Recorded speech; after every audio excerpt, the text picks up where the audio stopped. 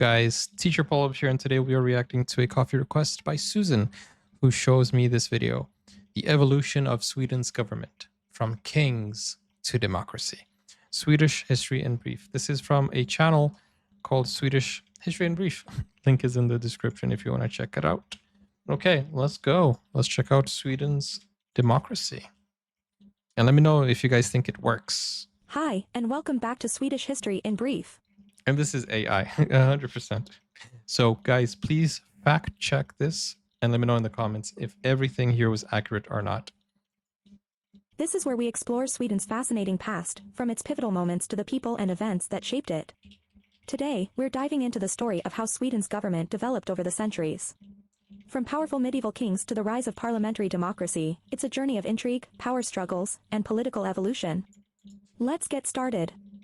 To understand how Sweden's government evolved, we need to go all the way back to the Middle Ages. In those days, Sweden was ruled by kings with almost absolute power. The early kings, like Gustav Vasa, who came to power in 1523, were central figures in unifying the country and establishing a strong monarchy. Gustav Vasa is often considered the father of modern Sweden, having broken away from the Danish-dominated Kalmar Union and initiating the Swedish Reformation. Gustav Vasa established a centralized government and expanded the role of the monarchy in Swedish life.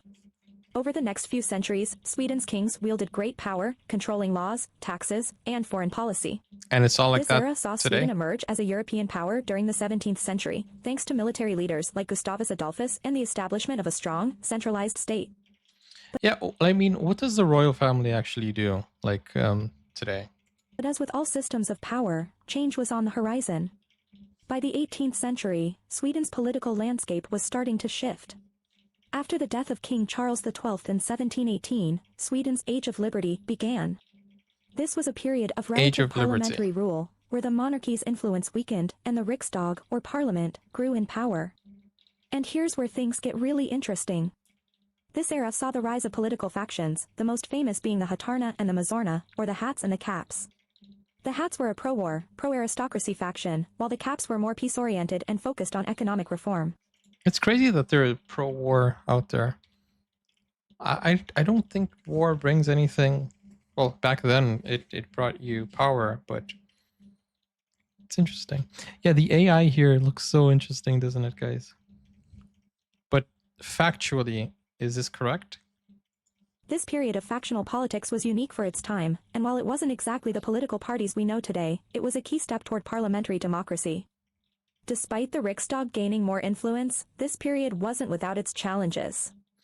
The Hats, in particular, pushed Sweden into costly and ultimately disastrous wars with Russia, which weakened the country's economy and position in Europe. By the late 18th century, the Age of Liberty came to an end when King Gustav III seized back control in a bloodless coup, marking the return of more monarchical power. But change was in the air across Europe. The French Revolution, coupled with the rise of democratic ideals, began to inspire movements across the continent. In Sweden, this influence, along with growing discontent, set the stage for more political reform. In the 19th century, Sweden's political system underwent further changes, especially under the reign of Charles XIV John of the Bernadotte dynasty. Sweden's role in European politics changed as it moved away from militarism, and internally, there was a push for more political representation. The foundations for modern Sweden's political system were laid during this time, culminating in the gradual shift toward a constitutional monarchy. The early 20th century saw even more dramatic changes. The workers' movement gained strength, demanding greater rights and a voice in the political process. These movements, along with the spread of social democratic ideas, paved the way for a more inclusive political system. One of the most important milestones was the extension of voting rights. Because at the same time, this happened all over the world. Like, at the same time, people saw how democracy was shaping the world. Thank you, Nami, for the request. And it's interesting how everyone just started the revolution. Like, it felt like it was a worldwide thing. And I don't know how it's thank you, Whiplash. I don't know how it spread, but word spread back then, and people all started having the same mentality of democracy all around the world. Social democratic ideas. More inclusive political system. One of the most important milestones was the extension of Oh, voting yeah. rights. In 19... So we saw a video about this last time where this woman got more than 500,000 names back then. It's crazy. Crazy all over the world in 1921. One of the most important milestones was the extension of voting rights. In 1921, Sweden granted universal suffrage, allowing both men and women to vote in national elections for the first time. This marked a significant turning point in the country's political development. Today, Sweden operates as a constitutional monarchy with a parliamentary democracy, where political power lies in the hands of the elected Riksdag. The Swedish monarch, currently King Carl XVI Gustav, serves as a ceremonial figurehead with no real influence on political decisions. Really? The real power rests with the Prime Minister and the Riksdag. Oh, man. Listen, I think... Wait. Do they at least need the blessing of the king, like here in the UK? They need the blessing... like, the king doesn't really have executive power, but he does have power of influence.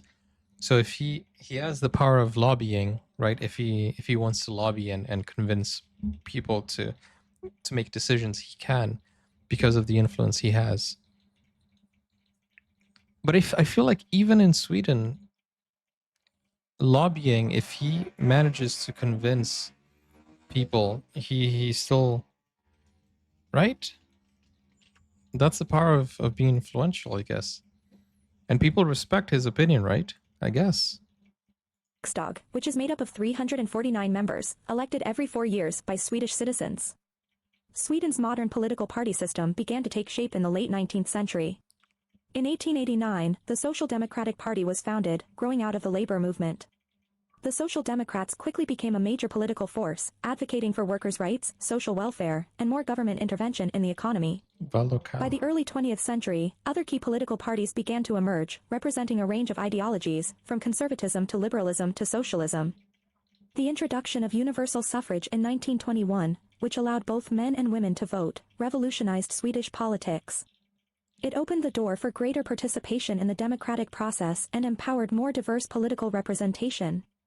Since then, Sweden has become known for its multi-party system, where multiple political parties compete and often have to form coalitions to govern effectively.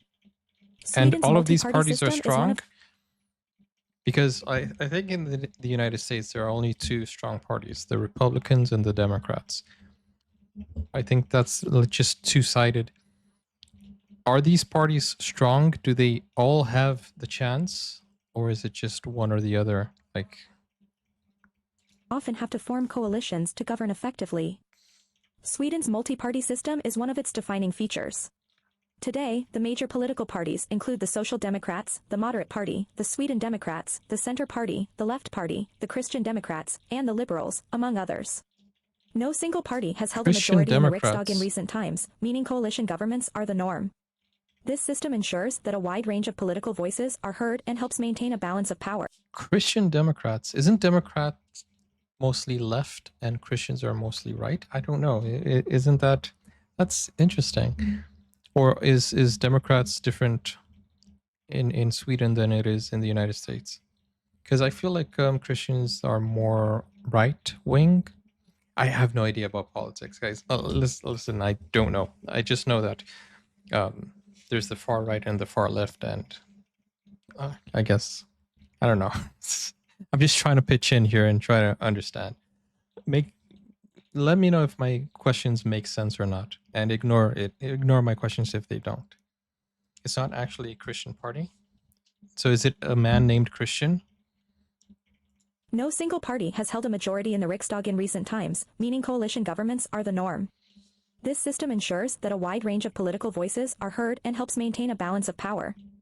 Coalition governments may be complex, but they're key to Sweden's democracy. Different parties work together to form a majority, which often leads to compromise and collaboration across political lines. This has helped Sweden develop a reputation for political stability and pragmatism. At the heart of the system is a commitment to democratic values, transparency, and the idea that all voices should be represented. From the days of powerful kings to the rise of political factions like the Hats and Caps, and finally to the democratic system we have today, Sweden's political journey has been one of transformation and adaptation. Thank you for joining me in this exploration of Sweden's evolving government. If you enjoyed this video, don't forget to like, share, and subscribe to Swedish History in Brief. And let us know in the comments, what part of Sweden's political history would you like to hear about next? Hi, and That's pretty cool. That's pretty interesting. So it's still a monarchy, but it's a constitutional monarchy where the royal family doesn't really have power. They're just ceremonial, but they're funded by the government, right? So do you think there will be a time where the government will split from the royal family? And because I'm asking that because in Brazil, we used to be a monarchy and we still have the lineage of the, the kings, but they're normal people like us. They still have the blood. They are descendants of royalty, but they have absolutely nobody knows they exist. Even the Brazilian royal family, nobody knows they exist in Brazil. You're paying taxes for the kings and queens in Sweden, but do they bring in tourism money, or like what is the main focus here of having a king and a queen still? I still don't understand the idea, because if they don't have real power, how are they still in power? You know what I'm saying? Right? Was Brazil a monarchy? Also, I don't know. My Brazilian history sucks, but we had kings and queens from Portugal. So, we used to be the United States of Brazil. The Kingdom of Brazil. Anyways, I don't know. I need to catch up on my history. As I said, we do have a royal family, but they are just normal people like us. But with that said, guys, thank you for watching. I will read the comments and try to understand a little bit more. Royalty has been really messy in the last decades. Not surprised it doesn't exist. Do you think in 20 years it will be obsolete? It's interesting because it feels like it's more of a tradition than it is a political thing. It's more traditional, I think. But let me know your thoughts, guys. And do you think the democracy in Sweden works now or not? I'll see you guys on the next one. Click over here to watch more videos, or go over to Buy Me a Coffee or to Patreon to watch full movie reaction series or shows. I'll see you soon. Take care. Bye-bye.